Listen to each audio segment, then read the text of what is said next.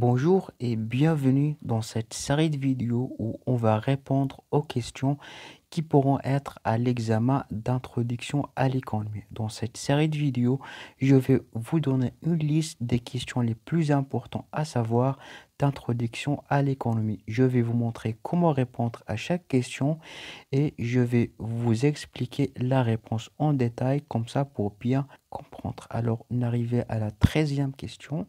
Donc, la 13e question, on va dire que parfois à l'examen, ça vous demande de faire des définitions. Par exemple, il vous demande de définir un certain terme économique. Donc, dans cette vidéo, je vais vous donner 10 termes économiques. Je vais vous donner la réponse et je vais essayer de vous expliquer la réponse. D'accord? Donc, les définitions, les termes qu'on va voir dans cette vidéo, c'est 10 termes. Donc, voilà, on va voir c'est quoi le pouvoir d'achat, c'est quoi la production marchand, la production non marchand, c'est quoi la politique monétaire, c'est quoi la politique conjoncturelle, c'est quoi la politique structurelle, c'est quoi le PIB, c'est quoi l'oligopole et les subventions. D'accord?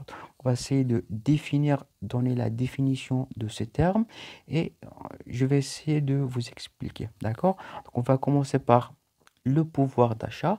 Donc, c'est quoi le pouvoir d'achat? Donc, c'est la quantité des biens et services qu'un ménage peut acquérir à partir de son revenu disponible. Donc, le pouvoir d'achat dépend non seulement du revenu, mais également du prix. Le pouvoir d'achat, c'est la quantité que les consommateurs peuvent acquérir pour acheter à partir de leurs revenus et à partir de l'indice des prix des produits. D'accord? Donc, c'est ça la réponse. Deuxième terme, c'est la production. Ça veut dire quoi la production? La définition de la production, c'est l'activité de création d'un bien ou d'un service par les entreprises pour satisfaire un besoin. Donc la production, c'est l'activité principale de l'entreprise.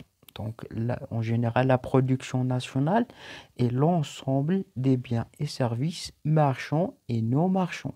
Les deux produites par l'économie nationale pendant une durée déterminée. Généralement, c'est un an. D'accord? Donc, c'est ça la définition de la production.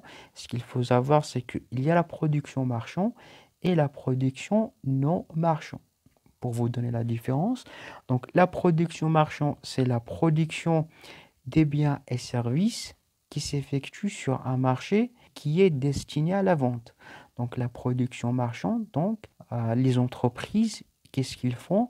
Ils produisent des biens pour les vendre dans un marché, pour les vendre à un prix de vente, à un prix supérieur au coût de production. Pourquoi? Pour qu'ils gagnent de l'argent.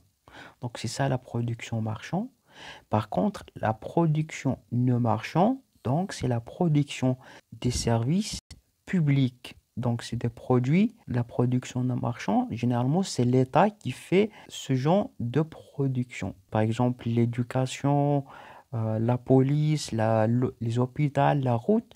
Donc, l'État offre ses services aux citoyens. Ce n'est pas pour en tirer profit, c'est des services qui ne sont pas destinés à la vente. D'accord? Voilà, on va passer à la prochain terme, c'est politique monétaire. Donc, politique monétaire, donc, ça consiste à mettre en œuvre des actions qui visent à agir sur le crédit et la création monétaire en vue d'assurer la régulation de l'économie à court et à moyen terme. Donc, c'est les autorités monétaires, soit c'est la banque centrale et le trésor public qui sont chargés d'appliquer la politique monétaire. C'est une politique de la monnaie qui consiste d'assurer la régulation de l'économie à court et à moyen terme. D'accord? Donc, par la suite, il y a les politiques conjoncturelles. Donc, c'est une politique économique à court terme qui vise à mettre en œuvre des actions en vue de la régulation de l'économie. Donc, c'est à court terme. Ces actions doivent entrer en vigueur rapidement Il porte entre autres sur le prix, l'emploi, les salaires, avec l'objectif d'un rétablissement des grandeurs économiques. À court terme, par contre, on va voir par la politique structurelle, donc c'est un politique vise à modifier en profondeur les règles de fonctionnement de l'économie par des actions à long terme qui s'accompagnent de changements structurels radicaux pour atteindre des objectifs à long terme tels que le plein emploi et l'évolution du niveau de vie et l'amélioration du système de santé. Par exemple, politique structurelle, c'est à long terme, politique conjoncturelle, c'est à court terme. D'accord? Par la suite, on va passer au produit PIB. Donc, le produit intérieur brut est défini comme la somme des valeurs ajoutées réalisées par toutes les entreprises présentées sur le territoire national, quelle que soit leur nationalité. D'accord? Par la suite, on va passer à l'oligopole.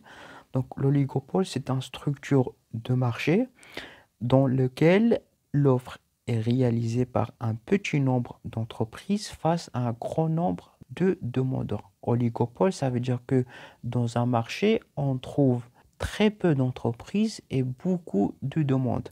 Je vous donne un exemple.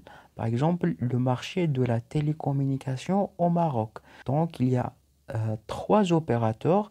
Il y a Inouï, Maroc Télécom et Orange.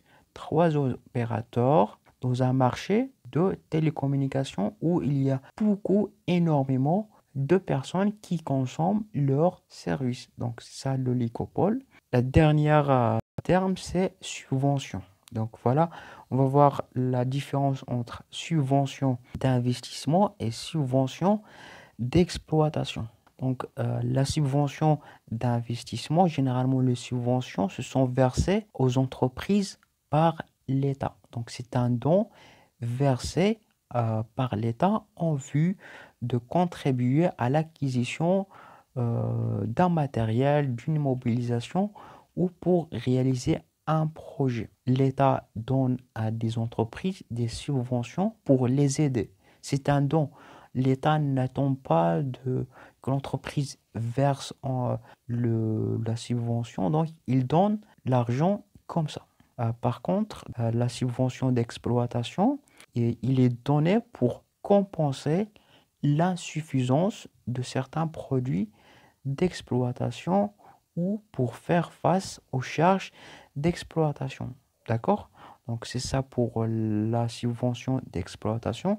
J'espère maintenant que ces termes, vous l'avez compris. Si vous voulez que j'explique d'autres termes économiques, donc vous pouvez me les laisser dans les commentaires. Voilà, si vous n'avez pas encore compris une partie d'introduction à l'économie, vous pouvez trouver dans la playlist la plupart des parties que j'ai expliquées. Et si vous avez encore des difficultés à apprendre et à parler français, j'ai expliqué une méthode qui vous permet d'apprendre le français en 30 jours seulement. Allez, je vous dis bon courage et à la prochaine vidéo.